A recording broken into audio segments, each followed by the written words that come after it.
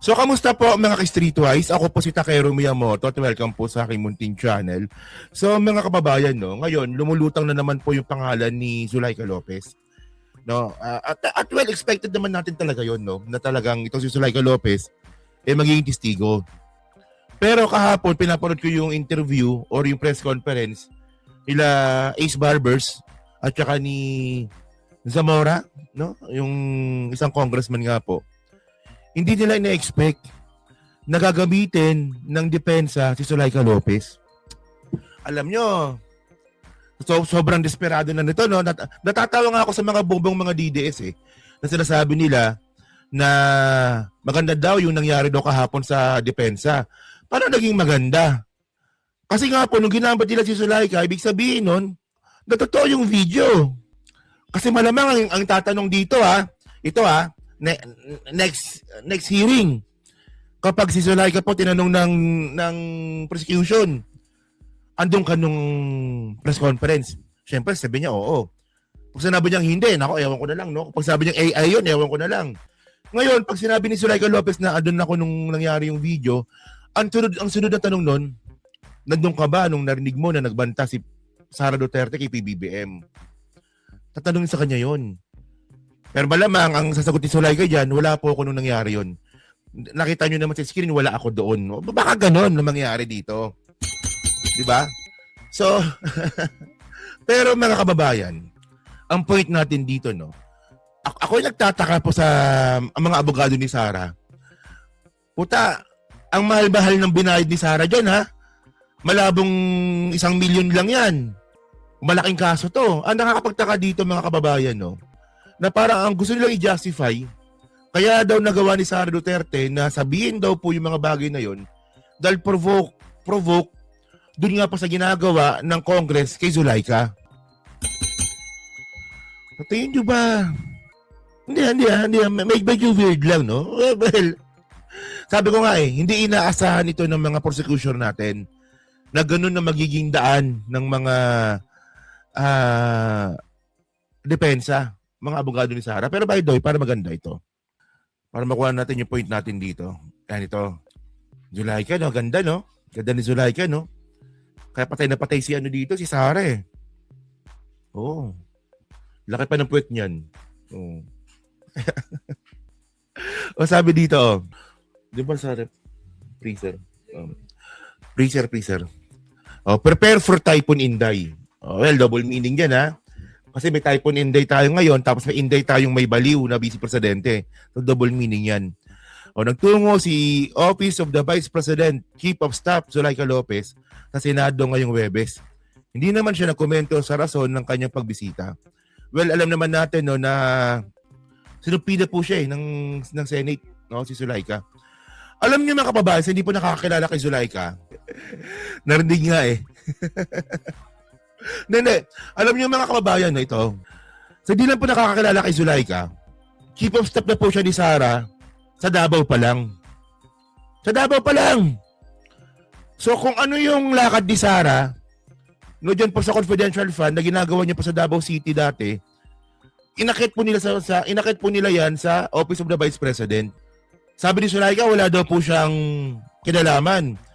Pero tandaan natin, no, na siya po yung pumigil sa COA na ibigay nga po yung COA report sa Congress. Di ba? Ayan ang tanong natin dito Dinideny ni Zuleika Lopez na meron daw siyang kinalaman sa confidential fund ni Sara. Pero nung magbibigay ng COA audit, yung COA sa Congress, ang humarang si Zuleika. Kung wala ka palang kinalaman, ba't mo pinakalaman yan? So ngayon, tinan nyo to. Ito yung drama ni Zuleika ngayon. Iba yung aura no? Iba yung aura nito. Tinan nyo to. Yan. Ito. Good morning, everyone. Good morning po. Prepare for Typhoon Inday. Sorry. Visit po. Just wait for you to come here.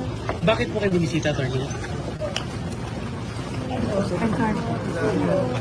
Thank you. Attorney, kamusta po kayo? Kamusta po? Salamat po.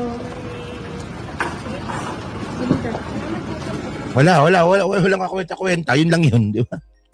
Okay. So ngayon, kaya pumunta si Zulaika dyan sa Senate dahil sinapina nga po siya. So confirmation po yan. Sa next week, kaharap po siya. Okay. Alam niyo, nakakatawa dito mga kababayan. Nung si Zulaika nga po, talagang ikukulong na nun, nagdrama yan, di ba? May sakit daw. At ang sunod na drama niyan mga kababayan, ito Lopez resigning as OVP Chief of Staff. November 25, 2024. Akala ko ba nag-resign na yan? Ano, hindi nyo makalimutan yung ginagawa ninyo sa office? Kung ano man yun. Hindi tingnan nyo dito natin makikita na sobrang importante ni Zulaika Lopez kay Sara. Kasi sabi ko nga, nung mayor pa lang si Sara, si Zulaika nakatabi niya. Nung nag-vice president, si Zulaika naman po yung katabi niya sa OVP. So, maraming alam si Zulaika, mga kababayan. Kaya nga, protektado niya yan So, ang ending nito mga kababayan, nung si Zulaika nga po nasa ospital na, ngumingiti na, ang sinabi ni Sara, magre-resign yan. Para tapos na. Hindi na siya pag-uusapan. So, tingnan niyo, so sobrang kapal nga ng mukha niya ni Zulaika Lopez. Noon yung inaasahan natin na magre-resign siya, eventually, wala siya ng 2 buwan. Diba? Mga 2 buwan siya nawala, diba? Tapos bigla natin makikita, na binalik. Ano yun? Nag-resign, tapos binalik. Ang nangyari lang dito, pinahupa lang yung init. Kapal ng mukha, diba? Ngayon, paano wala nangyari, diba? Pero tandaan natin mga ka-streetwise, lahat po, ng ginagawa ni Sara Duterte, si Zulaika po may alam yan. Sure yun. Sigurado yun. Ito yung hindi natin inaasahan mga kababayan. Sabi dito, nung tinanong nga po ni Rizon Teberos, si Attorney Caballo, si Attorney Narbasa pala. Tigidig.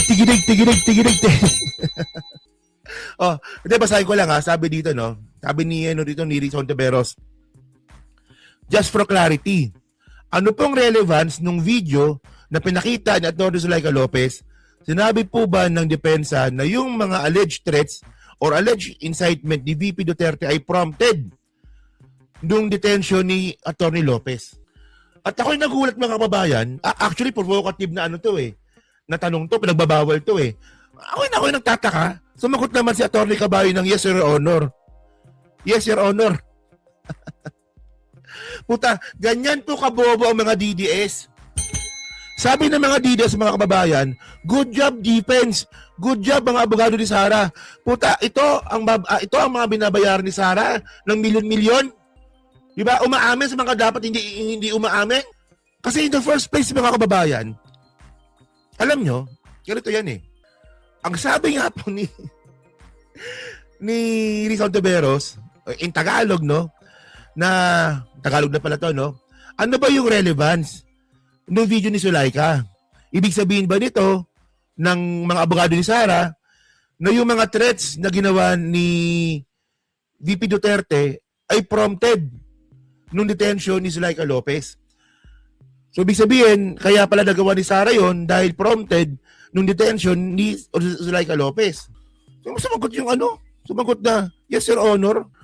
So, ibig sabihin nun, threat is a threat. Yung pagbabanta, kaya sabihin mo na ito ay prompted dahil inaresto si Zulaika Lopez, nagbanta pa rin. Tapos sumagot, para mas maganda may video. Pinigilan nga ito ni Jesus Cordero pero wala na nabanggit niya umamin na Oh. Counsel for the Defense, Mr. Presiding Officer.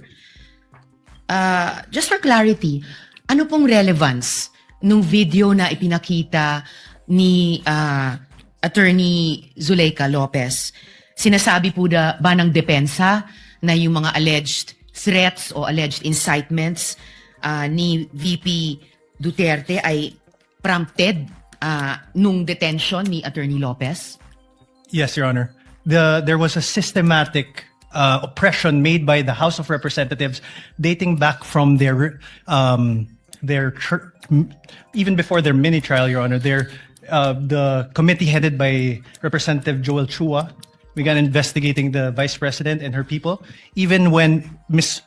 Attorney Zuleika Lopez was being interviewed by the House Committee of Quadcom Committee, Your Honor, even if she was answering the questions faithfully and to the best of her ability, she was cited in contempt, detained.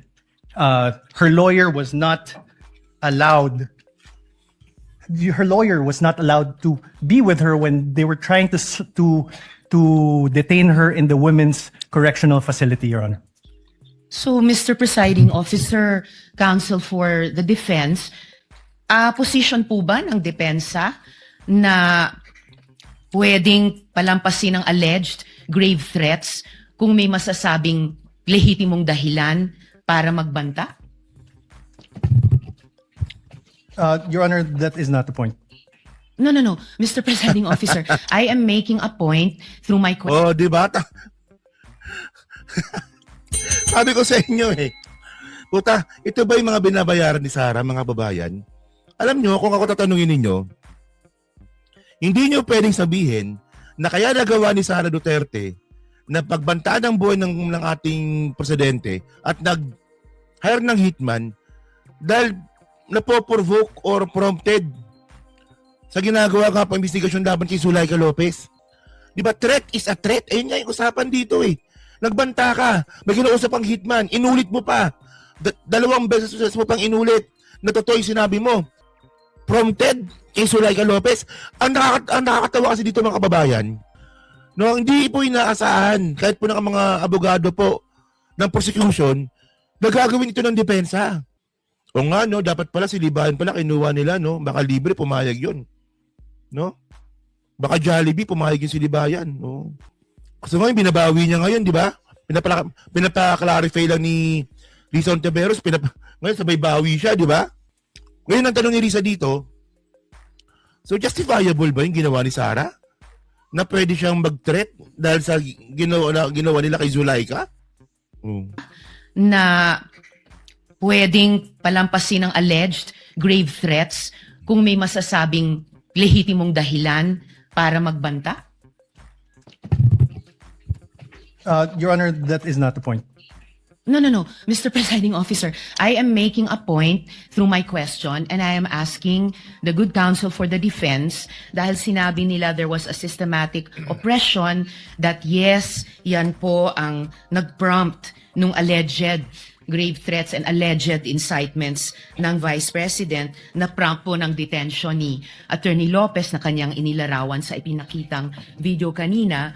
Kaya Kinakabahan si si Attorney Narabasa. Wala yan to si Risa. Dinadali ako Natanong ko kung yan ba ang posisyon ng depensa na pwedeng okay lang or pwedeng tanggapin ang grave threats kung may masasabing lehitimong dahilan para magbanta. Yes, na Your Honor. bawal yung tanong na yun. Bawal. Bawal yung tanong na yun eh. Sabi ko na, ito, kahapon ko ito pinapanood eh, habang nakasalang ako eh. Sabi ko, pipigilan na to kasi bawal yun eh. Di ko alam kung ba't bawal yung mga ganong klaseng mga tanong. Actually, direct to the point na tanong yun eh. Yun nga lang kasi, kaya bawal yung mga ganong klaseng mga tanong, eh may mga bagay kasi nasasagasaan nung sa usapin nga po dito sa grave threat, both sides. Pero in short, mga kababayan, nakapagbigay po ng punto si Gracie, si Risa Ontiveros na okay lang pala na mag-grave threat ka basta mo yung staff mo ino-oppress. O, di ba? Kaya siya pinigilan ni Chis Escudero. Well, fair yun para sa akin. Fair yun. Kasi pag di niya ginawa yun, no, gagawa na naman ng eksena yan sila Cayetano, na di ba napag-usapan na natin yan, hindi pwede ganyan klase mga tanong. O, di ba? Our counsel Yes, for Mr. Presiding responded answers, although he already answered in the affirmative. Your Honor, I was just referring to We before. would like to remind the Senate Tignan mo. Sasagot pa. Di ba? Niligtas na nga siya ni Chis Escudero, sasagot pa. their judges to be cautious in making counsels for either party make conclusions of law and fact instead of presenting evidence through a witness they will present or through direct, cross, redirect, or recross because if he answers Senator Judge Ontiveros, that would effectively place on record a conclusion of fact and law, not drawn from a witness, which they can very well do so during their closing remarks. And when I allow him to speak by way of repartee to the peroration yesterday and discussion yesterday by counsel for the prosecution, but other Oh, di ba? Well, nakakainis nga yun na pinigilan si Ontiveros. Pero fair enough. No, fair enough para sa akin. Oo. So, ganyan na, kay Zulaika pa rin tayo, ha? Okay, Para sa counsel for the defense, Mr. Presiding ano ba tayo? Tapos na pala. Okay na, yun na pala. So ngayon mga kababayan ito, no? Ito yung point natin ngayon. Okay. Medyo nakakainis lang po no, na makikita natin si Zulaika Lopez ngayon na nakangiti, no, na parang walang nangyari, na parang nangiinis pa. Di ba nakakainis yun, di ba? Tinatanong siya, ano ginagawa nyo dito sa Senate? Ang sagot niya, prepare for Typhoon Inday. Puta, ano, no? Mayabang no? Mayabang Oh. Alam nyo, nakakainis po yung ganun, na parang walang nangyari. Samantalang dati, iiyak-iyak yan. Do? Ang gusto pa habang umiiyak may camera. Di ba ganun ginawa niya, di ba? O, papuntahin niyo yung media dito. Nung dumating yung media, nag-iyakan naman sila. Ganyan ang drama niya dati. Tapos nga nakita natin na parang wala lang. Okay na ako. Tapos investigasyon, dumaan lang. O, prepare for Typhoon Inday. Bad trip no? Bad trip talaga yung ganun. Kasi hanggang ngayon mga kababayan, hindi pa rin po nasasagot yung kinalaman po ni Zulaika Lopez dyan po sa confidential fund. Hanggang ngayon. Di ba? Andun na Actually, konti na lang talaga sasagot na siya Yun nga lang na dinaan tayo sa may sakit, di makahinga, di makatayo. Di ba? Kaya, next topic